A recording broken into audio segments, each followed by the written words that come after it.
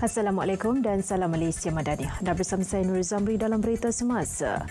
Terus desak Israel segera laksana gencatan senjata dan wujudkan lebih banyak koridor kemanusiaan ke Gaza.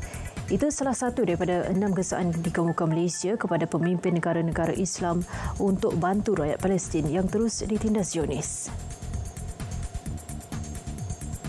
Gesaan dibuat Perdana Menteri Datuk Seri Anwar Ibrahim pada sidang kemuncak tergempar OIC di Riyadh, Arab Saudi. Ketika menyampaikan kenyataan negara berhubung konflik Israel-Palestin, beliau turut menggesa pemberhentian serta-merta pembinaan penempatan haram dan pengusiran penduduk Palestin yang dilakukan Zionis. Selain menyiasat dan mendakwa rejim atas pelanggaran undang-undang antarabangsa termasuk jenayah perang. Turut digesa sokongan ke atas inisiatif perdamaian Arab dan membantu rundingan berhubung penyelesaian dua negara termasuk mengiktiraf Palestin sebuah negara merdeka berdasarkan sempadan sebelum 1967 dengan Baitul Maqdis Timur sebagai ibu negaranya. Gesaan seterusnya memerangi kebangkitan Islamofobia di samping melindungi hak bersuara secara aman bagi menyokong perjuangan Palestin. Tegas Perdana Menteri, kesemua gesaan itu harus dibuat menerusi satu kempen bersepadu guna saluran dan rangkaian diplomatik masing-masing secara strategik dalam setiap dialog di peringkat serantau mahupun global. Organisasi sektor awam selaku jentera yang menyokong agenda kerajaan perlu memperkasa penyampaian perkhidmatan secara tulus, cekap dan mesra rakyat dari semasa ke semasa. Menurut Perdana Menteri, ia bagi memastikan negara dan rakyat dapat menikmati keharmonian dan kemakmuran berterusan. Kerajaan Madani pada hari ini menekankan kemampanan dan kesejahteraan manusia secara holistik supaya dasar kerajaan dan pelaksanaannya memberi manfaat pada rakyat. Ini kerana kita berdepan dengan dunia yang masih bergelut dengan adu kuasa dan peperangan, kerancakan perdagangan ekonomi sejagat yang terbantut dan krisis iklim serta persekitaran yang berada di tahap genting. Teks ucapan beliau dibacakan Timbalan Perdana Menteri Datuk Seri Fadilah Yusof mewakili beliau merasmikan Anugerah Kecemerlangan Menteri KPKT 2023.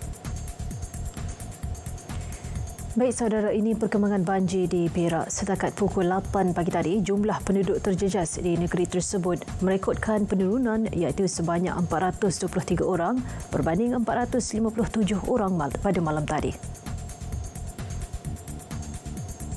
Menurut kenyataan Sekretariat Jawatan Kuasa Pengurusan Bencana Negeri, 5 pusat pemindahan sementara PPS telah dibuka melibatkan 2 daerah iaitu Hilir Perak dan Kerian.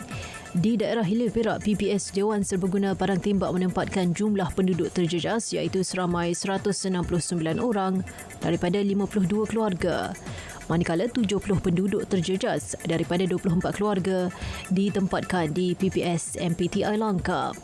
PPS Dewan Serbaguna Cikus Kekal menempatkan 40 orang daripada 11 keluarga.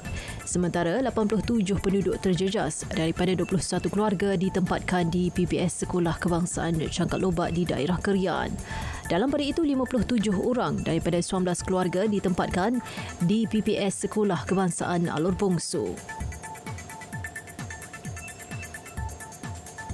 Sementara itu, 14 penduduk di Kampung Padang Baling diselamatkan Jabatan Bomba dan Penyelamat JBPM Negeri Kedah dalam satu kejadian banjir kilat malam tadi.